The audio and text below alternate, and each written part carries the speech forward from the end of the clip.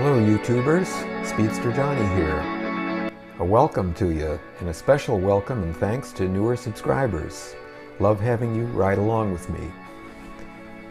I have a lot of fun making these videos, and on a day that looks like this today, I'm sure that you would have to agree that this is just about a perfect day for a winter ride, seeing that it's bright and sunny.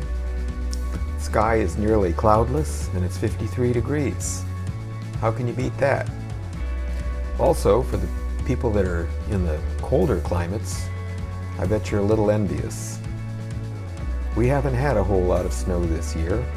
We had one storm, and wouldn't you know it, it happened overnight, Christmas Eve into Christmas Day, when we had enough snow for cover of the ground and it looked beautiful. And in a couple of days it was all gone. That's my kind of winter, but I think the timing was absolutely perfect. It's not that I hate winter. I mean, I grew up in the Northeast and in an area where they have tons of snow, and I spent most of my working years in the greater Chicagoland area. A little bit less snow than upstate New York, but boy, it was cold. I can sure remember standing on those L platforms, shaking in my boots, not from fear, but from a blast of wind roaring down the L tracks. But anyway, that's another time and another place. I surely do hope you are, like me, looking forward to really warm weather. I won't be wrong. Thank you, Lord Taylor, for these tunes. I enjoyed listening to them. Hope you did too.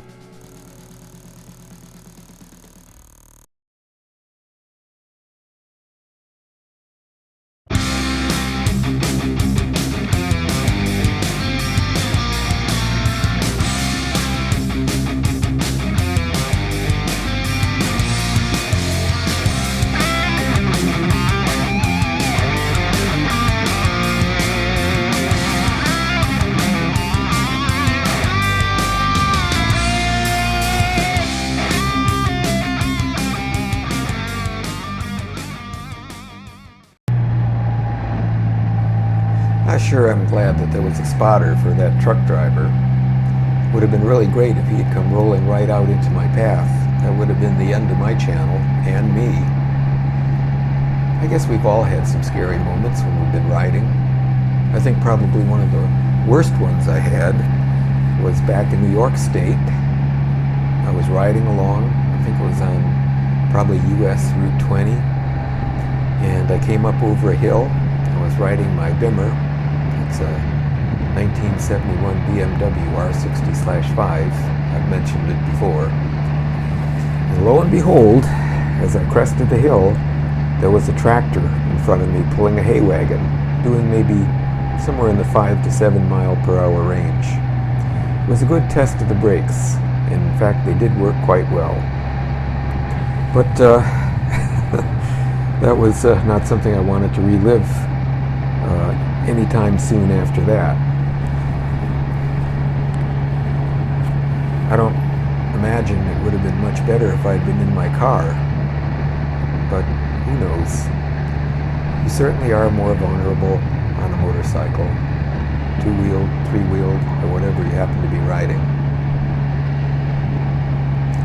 This is a really nice road here, nice stretch. And as you can see, there doesn't seem to be much left in the way of salt on the road, which is the bane of my life when it comes to riding, because I'm a little bit fussy about getting that kind of stuff on the undercarriage. Well, be that as it may.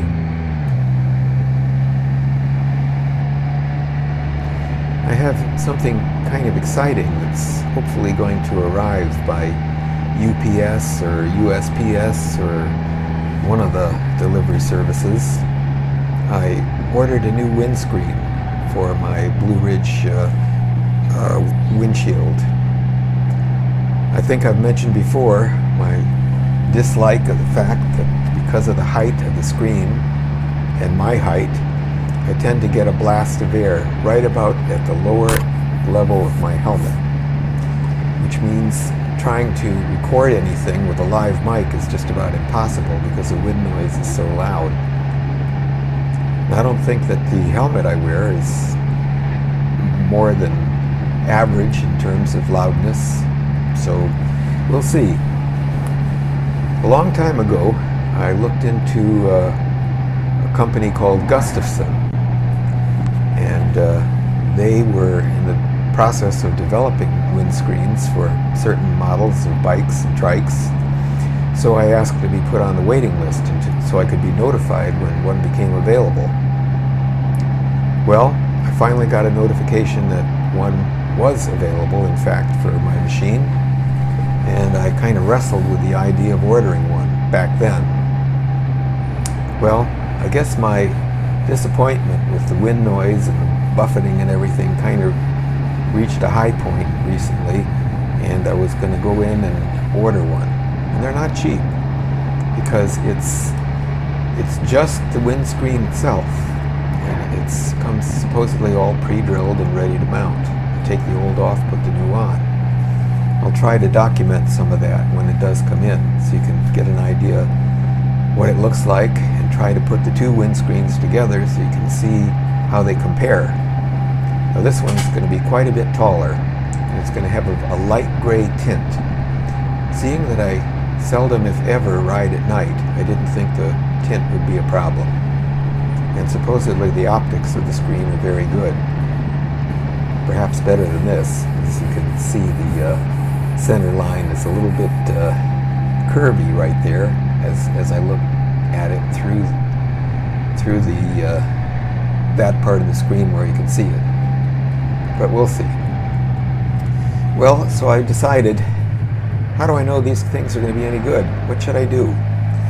So I went out to one of my most favored websites, spiderlovers.com, and kind of asked about, hey, does anybody know anything about these Gustafsons? And different people had different kinds of comments. You know, like, yeah, Gustafson's good, but they're expensive. Then there's an F4, which is also fairly expensive. And then there's one called 7J Rock. I think that's what it's called, something like that. I guess I'll know when I see the name on the box. And the person that I exchanged the most information with had owned at least one of them and was very pleased with it. And he told me that the Gustafson windshields are probably very nice, but the price kind of scared him away. Well, yeah, I guess. It was about $300, and that's just for the screen itself. Now, it's supposedly very high quality, but so I looked into this, and they had on the website, they had a whole separate area for Can-Am Spyders, and they broke it down by which model Can-Am you have. So I focused on for the F3, and with the F3, you use all the standard Blue Ridge mounting hardware, right down to the screws. And so it's basically take one off and bolt one on. Of course, things are never as easy as you first think they are. Take it from me, and you've probably experienced the same thing yourself. But at about half the price, and a good recommendation from more than one person, it seemed to me like that was probably the right way to go. So it was shipped 4 or 5 days ago and hasn't arrived yet. Maybe it'll arrive today. I don't even know where this company is located, but we'll find out pretty soon, and I'll get it on, and hopefully, if it does what it's supposed to do, it'll create a sweet spot, a quiet zone, right where the microphone would be located inside the helmet, and I'll be able to do live recording again, which I think is much preferred over voiceovers like I'm doing now. You can comment on things in real time, exactly when they're happening. I know that some of the people I follow do that, and they have very good results with only the slightest bit of wind noise. And the slightest bit of wind noise is a whole lot different than a real blast.